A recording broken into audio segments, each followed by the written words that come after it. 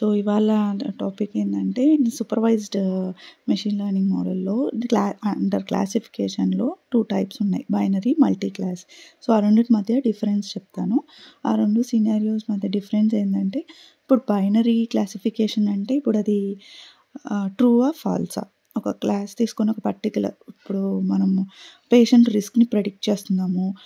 Glucose, wait, age ఇవన్నీ factors తీసుకొని either తనకి పేషెంట్‌కి రిస్క్ ఉందా? లేదా? అది binary rule.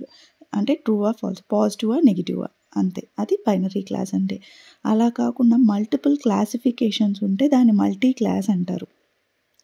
Suppose if movie ఉంది. అది కామెడీ ఉందా? అడ్వెంచరా? హారరా? ఎయిదర్ ఇదా? అదా? అనేది. సో, అలా ఉన్నప్పుడు మనకి మల్టిపుల్ క్లాసిఫికేషన్స్ ఉన్నాయి కాబట్టి దాన్ని మల్టీ క్లాస్ అంటారు.